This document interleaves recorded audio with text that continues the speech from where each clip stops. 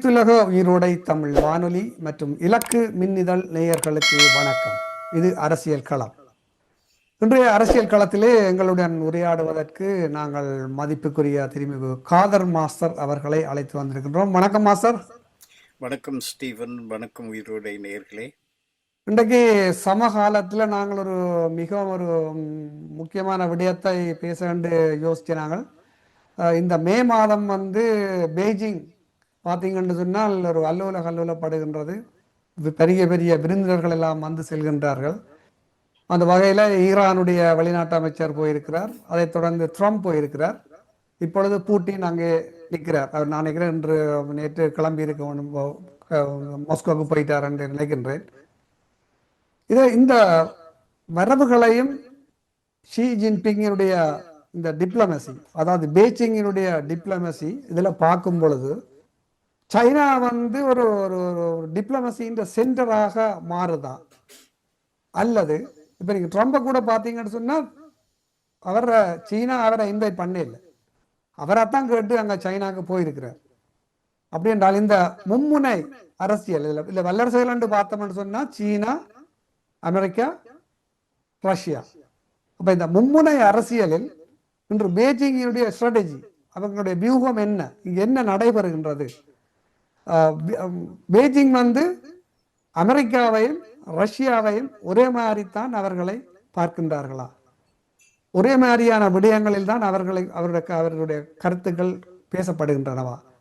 ஆனால் இன்னொரு விடயத்தை நம்ம கவனிக்கக்கூடியதாக இருந்தது. ட்ரம்ப் போன பிறகு அடுத்த நாள் ரஷ்ய அதிபர் புட்டின் வாரார். அவருக்கு வரவேற்பு கொஞ்சம் வித்தியாச முறையில் கொடுக்கப்பட்டதாகவும் உணரக்கூடியதாக இருக்கின்றது. அதில் முக்கியமாக சீனாவினுடைய அதி உயர் விருதும் அவருக்கு வழங்கப்பட்டிருக்கின்றது. அப்போ இவைகளை எல்லாம் வைத்து நீங்கள் ஒரு சரியான ஒரு ஒரு ஒரு அறிவு ரீதியான ஒரு ஆய்வு ரீதியான கருத்தை எங்களுடைய நேயர்களுக்கு வழங்குங்கள் மாஸ்டர். நன்றி ஸ்டீவன். இன்று நாங்கள் பேச வேண்டிய ஒரு தலைப்பு, நாங்கள் தவிர்க்க முடியாதபடி இதை நாங்கள் ஈரானில் சென்று தான் முடிக்க வேண்டி வரும். நாங்கள் சுருக்கமாக பார்க்கலாம். இன்று பல முன்னணி ஊடகங்கள் தலைப்பு தீட்டிருக்கின்றன. China centre diplomatic universe, centre of diplomatic universe, ராஜதந்திர உறவுக்கான சர்வதேச குவிமையமாக சீனா மாறிக்கொண்டு வருகிறது என்று சொல்லுகிறார்கள்.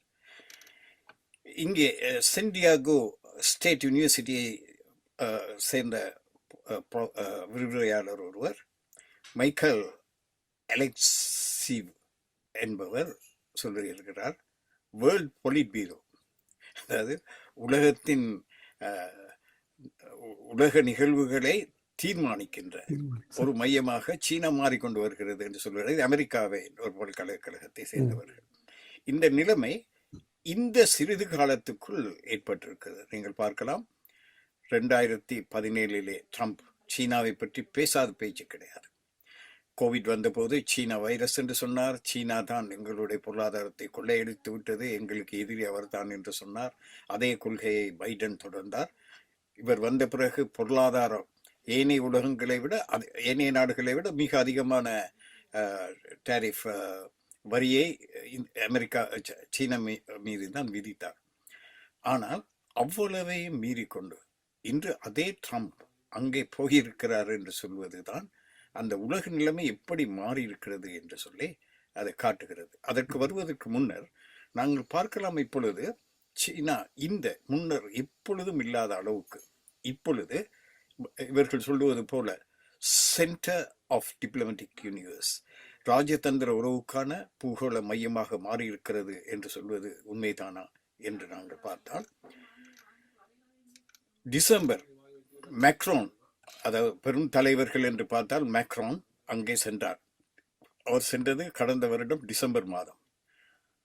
ஜனவரி மாதம் 5 பேர் அங்கு படையெடுத்து சென்றிருக்கிறார்கள். அவர்களிலே ஒருவர் கனடாவை சேர்ந்தவர், அடுத்தது ஸ்டாமர், எங்களுடைய சீனா எதிர்ப்பிலே அமெரிக்காவுக்கு அடுத்தபடியாக தீவிரமாக நின்ற அமெரிக்கா யூகே போய் அவர்களை சந்தித்து ஒப்பந்தம் செய்து கொண்டிருக்கிறது.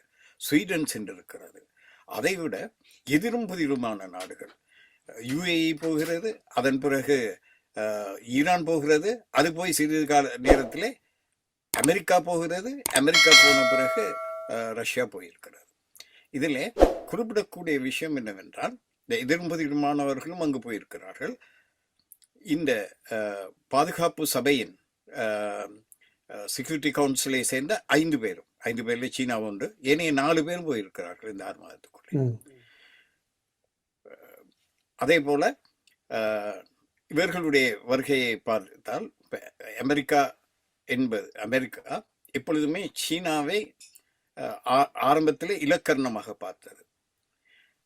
அப்படி பார்த்து தான் முதலாவது தயங்கி கிசிஞ்சர் 1972 திருட்டுத்தனமாக பாகிஸ்தானுக்கு போய் கள்ளத்தனமாகத்தான் போனார். ஏனென்றால் சீனாவுக்கு போகிறோம் என்று சொன்னாலே அவ்வளவு எதிர்ப்பு அமெரிக்காவிலே, அவ்வளவு எதிர்ப்பு இருந்தது.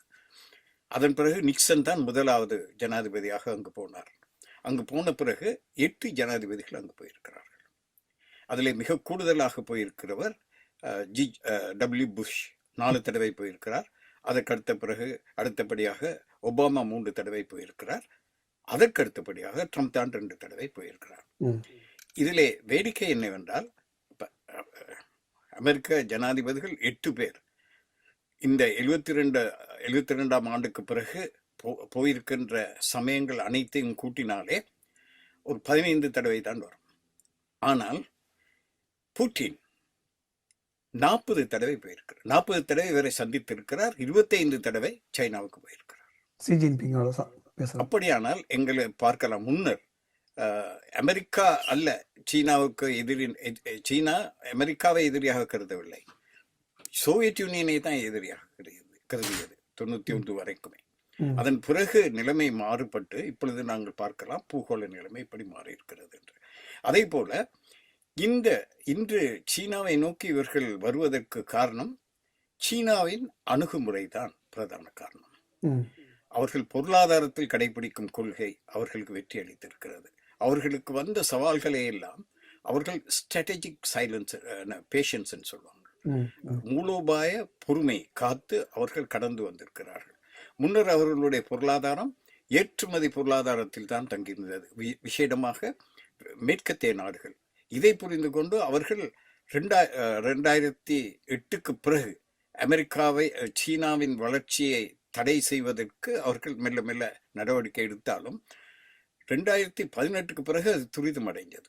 விசேடமாக ட்ரம்ப் உடைய வருகைக்கு பிறகு அது ரொம்ப வேகமடைந்தது. அமெரிக்காவுடைய சீனா பொருளாதார ரீதியாக வளர்ந்து விட்டது. ஆகவே எங்களுடைய எதிரி, எங்களுக்கு சவால், வேற எதுவுமே இல்லை. அவர்கள் துப்பாக்கியை எடுத்து இவர்களை சுடவில்லை, பொருளாதார ரீதியாக வளர்த்து விட்டார்கள். அவர்களுக்கு இந்த சிம் ஏற்றுமதியை தடை செய்தது, உயர் தொழில்நுட்பம் எதுவுமே அங்கு போக விடாமல் தடை செய்து எல்லா தடைகளையும் போட்டு அவர்களுடைய குரவலை நசிக்க தொடங்கியது. சீனா 2016 இதை புரிந்து கொண்டது. அதாவது இனிமேலும் நாங்கள் மேற்குலகத்தை நம்பியிருக்க கூடாது என்று சொல்லி அது தன்னுடைய பொருளாதாரத்தை உள்நாட்டுக்கு திருப்பி வைத்தது. இன்று அதனுடைய வெற்றியை நாங்கள் எப்படி கணிக்கலாம் என்றால், இன்று உலகத்திலே மிக கூடுதலான வாங்கு திறன் படைத்த மத்திய தர வர்க்கம் சீனாவில் தான் உலகத்திலே. ஆகவேதான் இவர்கள் எல்லாம் படையெடுத்து செல்ல வேண்டியிருக்கிறது. தொழில்நுட்பத்திலே மற்றவர்கள் தடை செய்த போது இவர்கள் கெஞ்சி கொண்டு போகவில்லை, அவர்கள் விதித்த நிபந்தனைகள் கட்டுப்படவில்லை, இவர்கள் தங்களுடைய சொந்த தொழில்நுட்பத்தை உருவாக்கினார்கள். இன்று எல்லா துறையிலும் அவர்கள் அமெரிக்காவுக்கு நிகராக வந்து விட்டார்கள். முந்த நாள் பென்டகனை சேர்ந்த ஒரு உயர் அதிகாரி சொல்லியிருக்கிறார், இன்று சீனா இராணுவ ரீதியிலும் அமெரிக்காவுக்கு நிகராக வளர்ந்து விட்டது என்று சொல்லி, அந்த அளவுக்கு வளர்ந்து விட்டது. இன்று உலகம் முழுவதும் இதை நாங்கள் சிம்பிளாக எடுத்து பார்த்தால், இன்று உலகத்திலே எண்ணெய்க்காக மிகவும் தங்கியிருக்கிற நாடு சீனா தான். ஆனால் இன்று எண்ணெய் உற்பத்தி செய்கின்ற நாடுகளை விட தவிர ஏனைய நாடுகள் எல்லாமே இன்று மன்றிடுகின்றன, எண்ணெய்க்காக கெஞ்சுகிறது. இந்தியாவிலே கூட இப்பொழுது லாக்டவுன் நிலைமை கிட்டத்தட்ட வந்து கொண்டிருக்கிறது. ஆனால் உலகத்திலே ஒரு நாளைக்கு 3 மில்லியன் பேரல் எண்ணெய் அதற்கு தேவை சீனாவுக்கு. ஆனால் அது லாக்டவுன் பண்ணவில்லை, அன்றாடம் தினசரி வேலை நடப்பது போல் நடந்து கொண்டிருக்கிறது.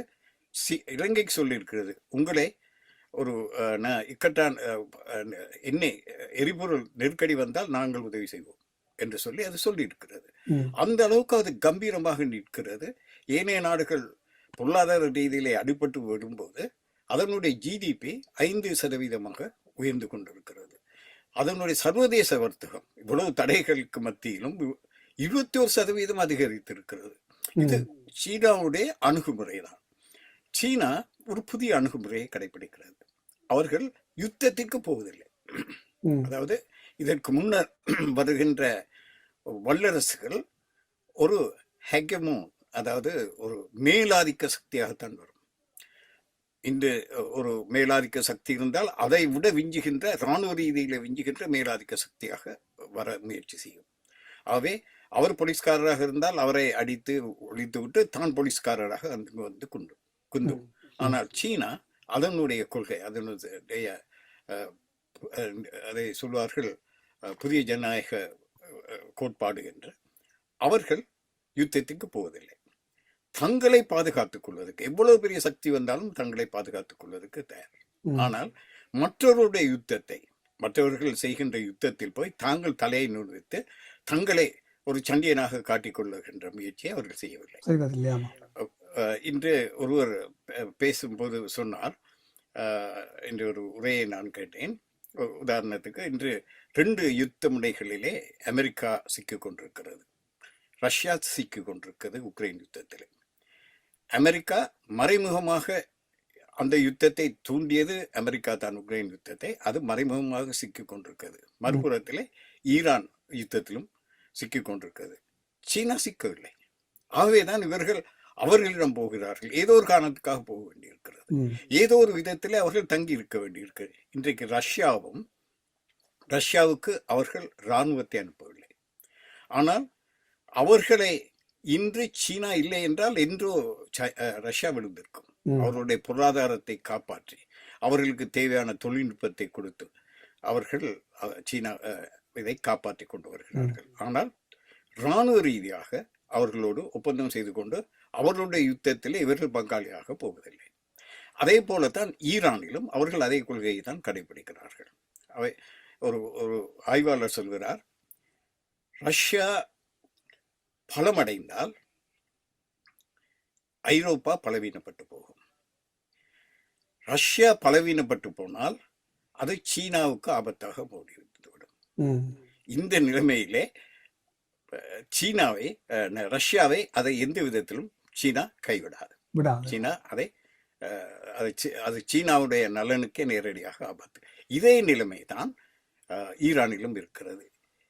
ஈரான் மிகவும் பலப்பட்டு வந்துவிட்டால் அது அந்த வல்லரசுக்கே ஆபத்தாக வந்துவிடும். அவை அதை அளவுக்கு அதிகமாகவும் அவர்கள் வளர்த்துவிட அவர்கள் தயாராக இல்லை. அதே போல அது பலவீனப்பட்டு போனால் அந்த பிராந்தியமே அமெரிக்காவின் பிடிக்கு வந்துவிடும். ஆகவே அதையும் தடுத்தாக வேண்டும். இந்த காரியத்தை தான் அது செய்து வருகிறது. ஆகவேதான் இவர்கள் உதவியை நாடு போகிறது. இன்னொரு இன்றைக்கு சுவாரஸ்யமான ஒரு உரையாடல் நடைபெற்றது. அதிலே ஒருவர் சொன்னார், காலையிலே அவருடைய பெயர் ரேசன் ஹாசன், இவர் வந்து சைனா சென்டர் என்று புரூக்லின் இன்ஸ்டிடியூஷன்ல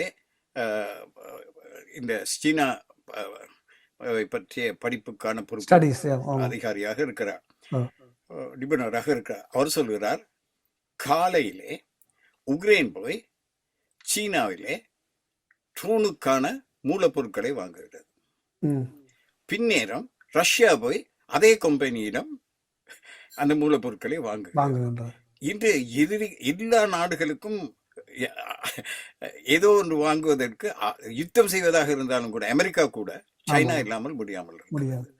சைனா என்ன செய்கிறது என்று சொன்னால், சைனா என்ன சொல்லுகிறது என்றால், நான் அவர்களுக்கு என்ன மூலப்பொருட்கள் கொடுக்கிறேன் என்பது எங்களுக்கு தெரியும். அவர்கள் ரொம்ப நவீனமான மூலப்பொருட்களை கொடுப்பதில்லை. அது ரஷ்யாவுக்கும் ஈரானுக்கு தான் கொடுக்கிறார்கள். ஆனால் அவர்களும் கொடுக்கிறார்கள். ஏனென்றால் இல்லை என்றால் இவர்கள் மீது ஒரு அமெரிக்கா மேற்கத்திய நாடுகள் ஒரு விரலை நீட்டும், நீங்கள் உக்ரைனுக்கு உதவி செய்கிறீர்கள்.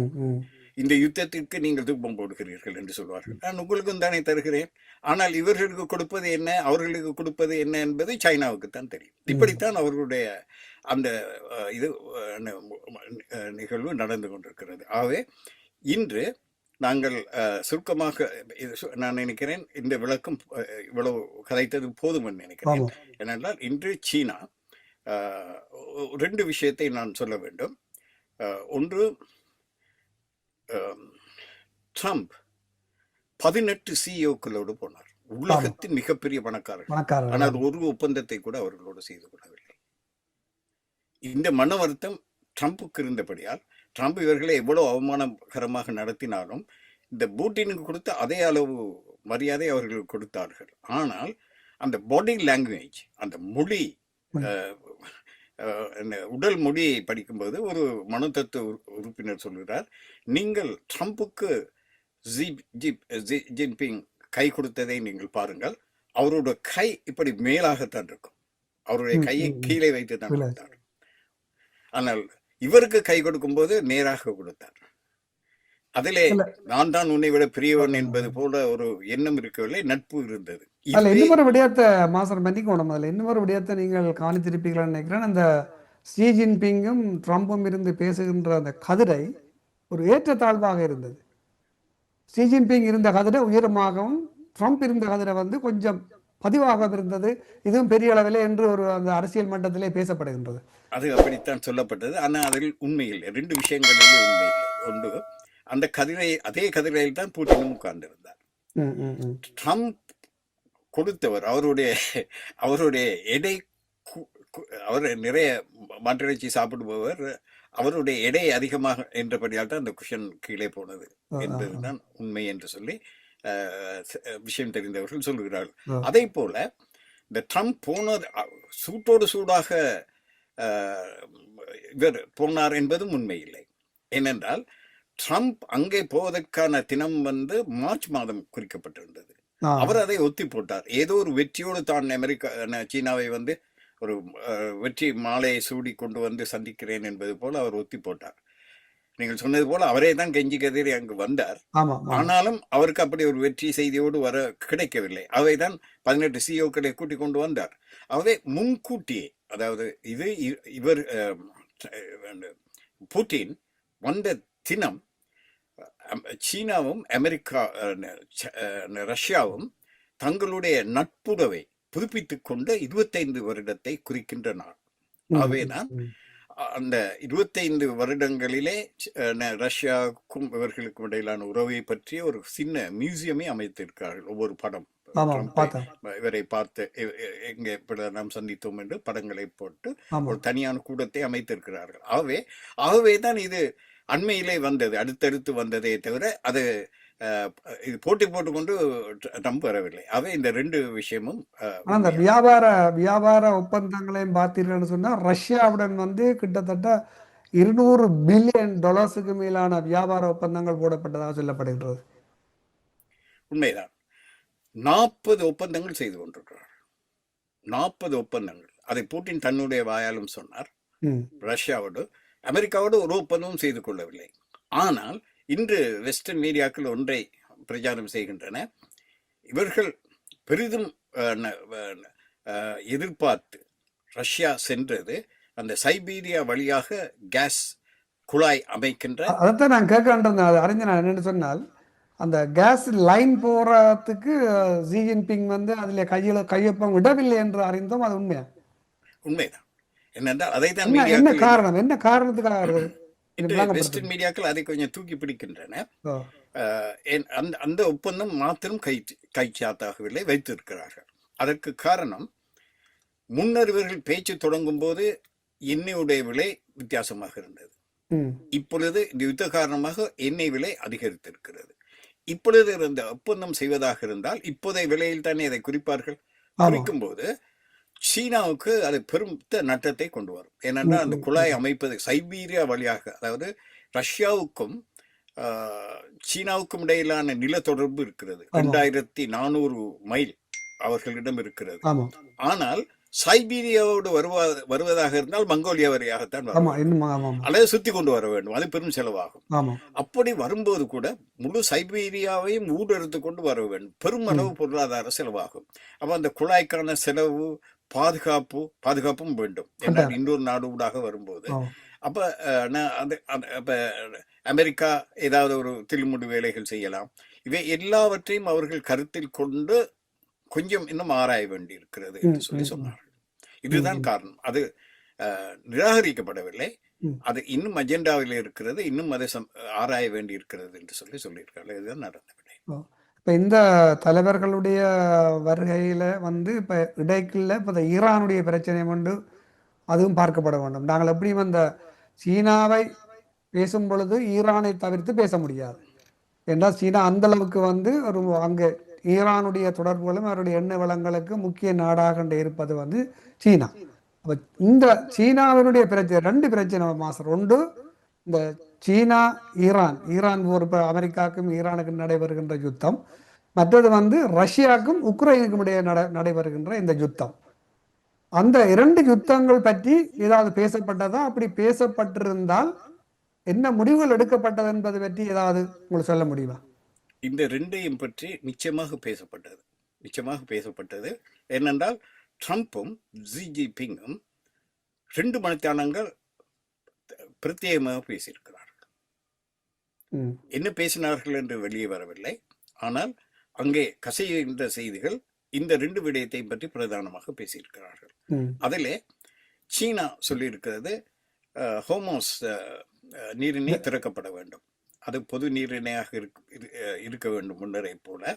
ஆனால் இராணுவ பலத்தை பாதிக்கக்கூடாது, பேச்சுவார்த்தையின் மூலம் முடிக்க வேண்டும். ம் அவே ட்ரம்ப் எதிர்பார்த்து போன ஒரு பிரதான விடயம், இதனை சீனாவை எப்படியாவது இதற்குள்ளே கொண்டு வந்து விட வேண்டும் ம் என்று சொல்லி ம் ம் அவர்கள் அதிலே ஒத்து வரவில்லை. அதே போல உக்ரைன் பிரச்சனையிலும் அவர்களுக்கு பேசுவதற்கு ஒரு இடம் இதுதானே இருக்கிறது. ஆமா ட்ரம்ப் அமெரிக்காவோடும் ரஷ்யாவோடும் ஒரு உயர்மட்ட ரீதியாக பேசக்கூடிய ஒரு தளம் இப்பொழுது சீனா தான். ஆமா ஆகவே அவர்கள் பேசியிருக்கிறார்கள். இதை நீங்கள் இவரிடம் சொல்லுங்கள் என்று சொல்லி சில விடயங்களை அவர் ஆனா நீங்க சொல்லிவிட்டு இதுல ஒரு சென்றிருக்கிறார். விடயத்தை பாத்தீங்கன்னா மாஸ்டர், இந்த இந்த ரஷ்யா உக்ரைன் போரை சீனா வந்து பெரிய அளவில் உரக்க பேசியதாக இதுவரைக்கும் இல்லை. அதை கண்டிக்கவில்லை. ஆமா அதே சமயம் ஒரு சமயத்திலே சொல்லியிருக்கிறார்கள், என்றோ ஒரு நாள் புட்டின் அதற்காக கவலைப்படுவார் என்று சொல்லி ஜி ஜின்பிங் சொல்லியிருக்கிறார் ரைட். ஒரு இடத்திலே. ஆனால் அவர்கள் குற்றத்தை புட்டின் மீது சொல்லவில்லை. அவர்கள் தான் இந்த ஒப்பந்தத்திலே பிரதானமானது அந்த டெக்னாலஜியை சைனா கொடுக்கிறது. அந்த ம் ம் ட்ரம்ப் அந்த ட்ரோன் தாக்குதலை அவர்களுடைய இப்பொழுது நீங்கள் பாருங்கள், அந்த அவர்களுடைய எண்ணெய் தளங்களை அவர்கள் தாக்கி கொண்டிருக்கிறார்கள் உக்ரைன்.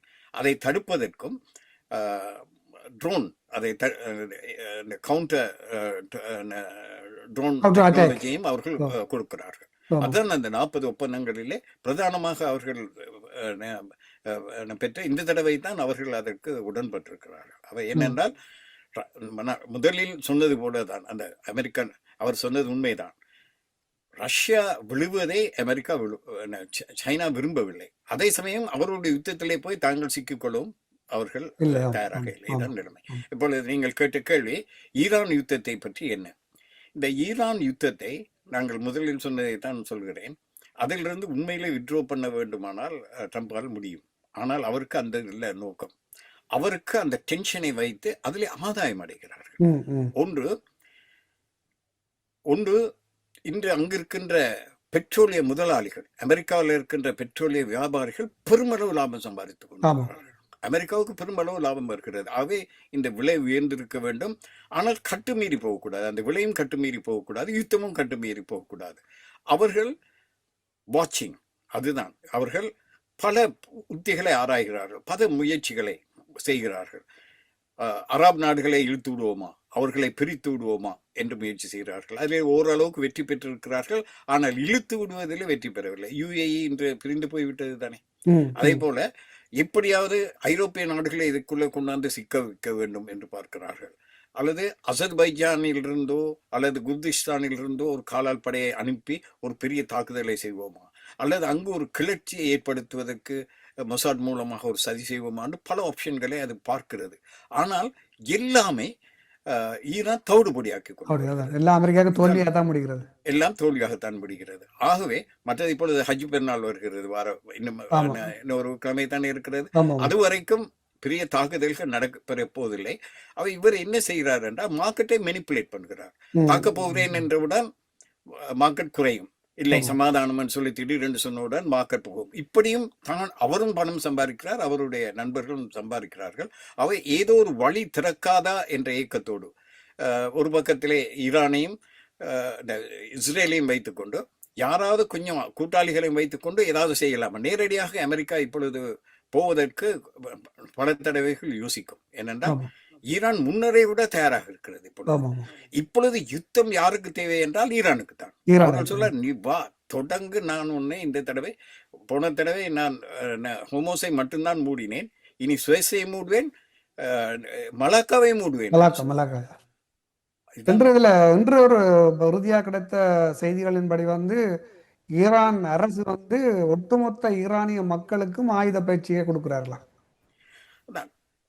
அதை தொடங்கிவிட்டார்கள். மற்றது அவர்கள் இராணுவத்திற்கு 3 லட்சம் பேர் என்று நினைக்கிறேன் தேவை. இணையங்களும் சில கேட்டவுடன் 1 கோடிக்கு அதிகமானோர் விண்ணப்பம் தெரிவித்தார். இப்பொழுது வீட்டிலே இந்த யுத்தத்துக்கான அந்த பொருட்களை தயாரிக்கின்ற வேலை வீட்டு கைத்தொழிலாக மாறி இருக்கிறது. இப்ப ட்ரோனுக்கான உதவி பாகங்களை கொடுத்தால் அவர்கள் பொருத்தி கொடுக்கிறார்கள், பெண்களும் சிறுவர்களும். அப்படி அந்த முழு சமூகத்தையும் ஒன்றிணைத்த ஒரு போராட்டமாக, அது மக்கள் யுத்தமாக அது மாறி இருக்கிறது. நாங்கள் நிறைவு செய்கின்ற நேரம் நெருங்குகின்றது மாஸ்டர். இதுல 2 விஷயத்தை இதோட தொடர்புபடுத்தி நான் உங்களுக்கு குறிப்பிடலாம்னு நினைக்கிறேன். உங்களுக்கு கருத்து இருந்தால் மிக சுருக்கமாக சொல்லுங்க. சைனாவுக்கு மாறி மாறி ஈரான் தலைவர்களும் ரஷ்ய அதிபரும் அமெரிக்க அதிபரும் போய்கொண்டிருக்கின்ற அதே நேரத்தில் நமது அயல் நாடான இந்திய பெருந்தேசத்திலிருந்து இந்தியாவினுடைய பிரதமர் நரேந்திர மோடி அவர்கள் நோர்வே வந்திருந்தார்கள். நோர்வே அவர் இங்கே பேச்சுவார்த்தைகள் எல்லாம் நடத்தினார். ஆனால் இங்கே நோர்வேயில் உள்ள ஒரு மெயின் ஸ்ட்ரீம் மீடியா உண்டு, அதை அவரை ஒரு ஒரு அவமதிப்பது ஒன்று, ஒரு பெரிய ஒரு கேலி சித்திரம் ஒன்றை வரைந்து நரேந்திர மோடி பாம்புக்கு முன்னால மகுடி ஊதி கொண்டிருப்பது போன்றும், அந்த பாம்புக்கு பதிலாக இந்த எரிபொருள் நிரப்புகின்ற குழாய் இப்படி ஆடிக்கொண்டிருக்கிற மாதிரி ஒரு படத்தை போட்டு, ஒரு சோம்போரி மனிதனும் வெறுக்கத்தக்க மனிதனும் என்ற மாதிரி தலையங்கத்தை போட்டு அதை போட்டு விட்டுவிட்டார்கள். அது பெரிய அளவிலே இங்கு ஒரு பிரச்சனையாக கிளம்பிவிட்டது. இது ஒரு விடயம். 2வது விடயம், இந்த நோர்வே ஆயுத உற்பத்தியில மிக திறமையான தொழில்நுட்பத்தை பாவித்து ஆயுதங்கள் செய்கிறவர்கள். அந்த வகையிலே மலேசியாவுடைய ஒரு ஆயுத ஒப்பந்தம் ஒன்று செய்திருந்தார்கள். ஆனால் திடீரென்று அந்த ஆயுத ஒப்பந்தத்தை ரத்து செய்து விட்டார்கள். அது என்ன காரணம் என்று உங்களுக்கு தெரிந்தால் நீங்கள் கூறலாம். முதலாவது விடயம், உண்மையிலே இன்று உலகத்திலே ஒரு சமாதான புறாவாகவும் எல்லோரும் நம்புகின்ற ஒரு அரசாகவும் இருக்க வேண்டியது இந்தியா தான். அந்த இடத்தை அது இழந்து விட்டது. அது ஒரு துரதிருஷ்டவசமான நிலைமை. இன்று அவர்களை பற்றி யாருமே பேசுவதில்லை இந்த விஷயத்திலே. என்னென்றால் இப்போ பாருங்க, பிரிக்ஸ் கூட்டத்தில் இந்த தடவை இந்த வருஷம் அவர்கள் தான் தலைவர். பிரிக்ஸ்லே தான் ஈரான் இருக்கிறது. ஈரான் மீது அமெரிக்கா தாக்குதல் நடத்தியதை அவர்கள் கண்டித்து ஒரு வார்த்தை கூட பேசவில்லை. ஈரான் அதிபர் கொல்லப்பட்டதை சில நாட்கள், வாரங்கள் கடந்து தான் கண்டனம் தெரிவிக்கவில்லை, கவலை தெரிவித்தது. அவை இப்படி அமெரிக்காவுக்கு வாழும், ரஷ்யாவுக்கு தலையும் என்பது போல அவர்கள் காட்டி தடுமாறி கொண்டிருக்கிறார்கள். நாங்கள் அணிசேர கொள்கை, எண்ணெய் வாங்குவதிலும் அமெரிக்கா ரஷ்யாவிடம் வாங்க வேண்டும் என்றால் வாங்க மாட்டார்கள், வாங்குகிறோம். இப்பொழுதுதான் தைரியம் வந்திருக்கிறது. சீனா, நான் யாரையும் மதிக்கப் போவதில்லை என்று அவர்கள் வாங்கி கொண்டிருக்கிறார்கள். அதுதான் பிரச்சனை. இப்ப சீனாவை நம்புகிற அளவுக்கு இவர்கள் நம்பாததுக்கு காரணம், அமெரிக்கா முரட்டியவுடன் இந்தியா எண்ணெய் வாங்குவதை ஈரானிலிருந்தும் அமெரிக்காவிலிருந்தும் ரஷ்யாவிலிருந்தும் வாங்குவதை நிறுத்தி கொண்டது. ஆனால் சீனா சொன்னது, நீ உன்னுடைய வேலையை பார் என்று சொல்லிவிட்டு வாங்கியது. இதுதான் அவர்களை காப்பாற்றியது. அவர்களுக்கு தெரியும், சீனா தனித்து முடிவெடுத்து தைரியமாக நிற்கக்கூடிய நாடு சீனா என்ற அளவுக்கு இருக்கிறது. அவர் சொன்ன ஒரு வார்த்தை இருக்கிறது, அது முக்கியமான வார்த்தை. தைவான் பிரச்சனையிலே எங்களுடைய உறவை, அமெரிக்காவுடனான உறவை தீர்மானிக்கின்ற விடயம் தைவான். அந்த தாய்வான் பிரச்சனையை நீங்கள் சரியாக கையாளாவிட்டால் அது சிக்கலை கொண்டு வரும், சில வேளை மோதலுக்கு விட்டு செல்லும். அது என்ன என்றால் நீங்கள் யுத்தத்துக்கு கையெழுப்பதாக. அப்படி அவர்கள் எச்சரிக்கை கொடுக்கிற அளவுக்கு அவர்கள் இருக்கிறார்கள். அவர்களுடைய நடவடிக்கை எல்லாம் மிக தைரியமாக இருக்கிறது, ஆனால் அமைதியாக இருக்கிறது, வாய் பேசல்கள் இல்லை. ஆனால் இந்தியாவுக்கு அப்படி ஒரு நிலைப்பாடு எடுக்க முடியவில்லை. ஏனென்றால் அவர்கள் திட்டத்தனமாக ஈரான் யுத்தத்தை பற்றி தெரிந்து கொண்டு அதற்கு முதல் போய் ஈரானோடு பிரதர்ன்னு சொல்லி இஸ்ரேலோடு கட்டிப்பிடித்து விட்டு வந்த அவர் எப்படி ஒரு சர்வதேசத்தின் சமாதான புறாவாக இருக்க முடியும்? அதுதான் இப்பொழுது இருக்கின்ற நிலைமை. இரண்டாவது விடயம், நோர்வே அங்கே ஒரு எச்சரிக்கை எல்லா பக்கத்திலும் அவர்களுக்கு வந்திருக்கிறது. ரஷ்யாவிடம் இருந்தும் வந்திருக்கிறது. சீனாவும் மறைமுகமாக அவர்களுக்கு சொல்லியிருக்கிறது, நீங்கள் இந்த பகுதியிலே ஒரு குழப்பத்தை ஏற்படுத்த வேண்டாம். அவர்கள் மிக கவனமாக இருக்கிறார்கள். அதை இந்தியாவும் விரும்பவில்லை.